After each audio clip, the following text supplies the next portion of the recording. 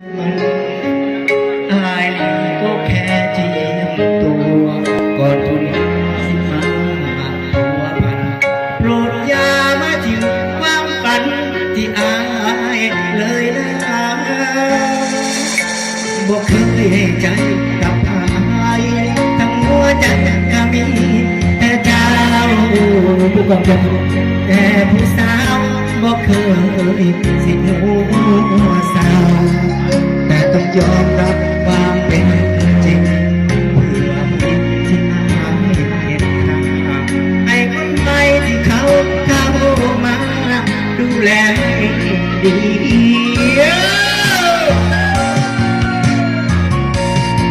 สำหรับอายและเจ้านั้นมีค่าที่ผ่านมาเจ้าจริงให้เกียรติน้องเป็นผู้หญิงที่อายนั้นมีอยากให้ปากเรียกเธอว่าแฟนเดินตรงแก้มสักครั้งก็ยังดีอยากให้เป็นว่าเดียแบบนี้อายมีเหตุผล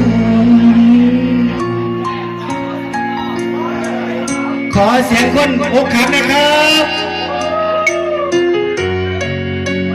ผู้ใดบอกได้อกหักแสดงว่ารักไม่เป็นนะครับอกหักเป็นงูยักษ์เข็ดหลับบอกเคยให้ใจ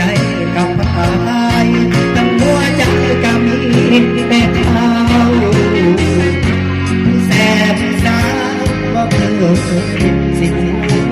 หัวสาวแต่ต้องยอมรับความเป็นจริงเพื่อผู้หญิงที่อายเห็นไอ้คนใหม่ที่เขาเข้ามาดูแลให้ดี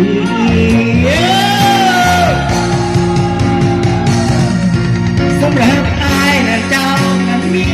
ค่าที่ผ่านมาเจ้าจริงให้เกียรติน้องเป็นผู้หญิงที่อายมีอยากให้ปากเรียกเธอว่าแฟนเดินตรงแก้มสักครั้งก็ยังดีอยากให้เป็นว่าเดียแบบนี้อายมีเหตุผลแค่อยากบอกให้น้องเข้าใจอายก็เคยรักใครหลายคนมีแต่เจ้าผู้เดียวหน้ามนเสื้อใจอายเลย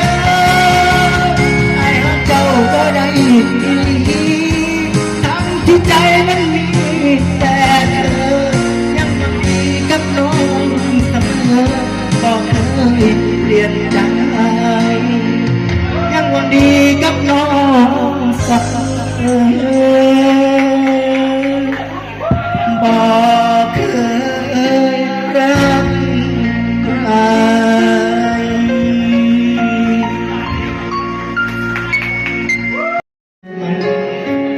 อาย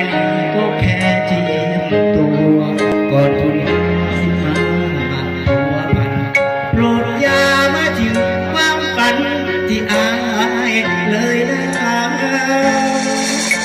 บอกเคยให้ใจกับอายทั้งหัวใจก็มีแต่เจ้าผู้กำกับแต่ผู้สาวบอกเคยสิหัวสาวแต่ต้องยอมรับความเป็นจริงเพื่อผิดที่อายเห็นค่าไอ้คนใหม่ที่เขาเข้ามาดูแลดี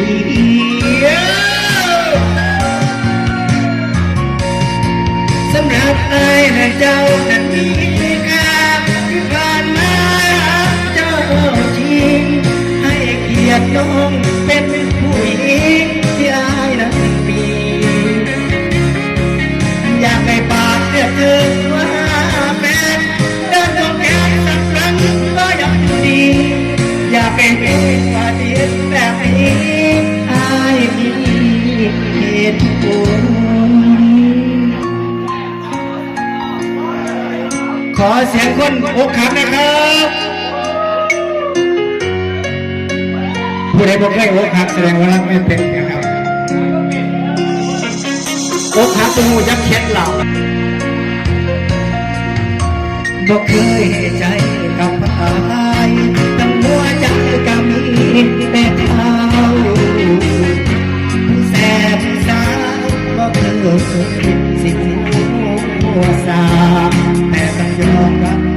เป็น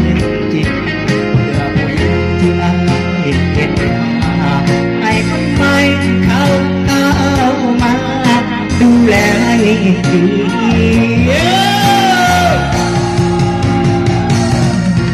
สำหรับอายนั้นเจ้านั้นมีค่าที่ผ่านมารักเจ้าจริงให้เกียรติน้องเป็นผู้หญิงที่อายมี อยากให้ปากเรียกเธอว่าแฟนเดินตกแก้มสักครั้งก็ยังดี อยากเป็นหัวเด็กแบบนี้อายมีเหตุผล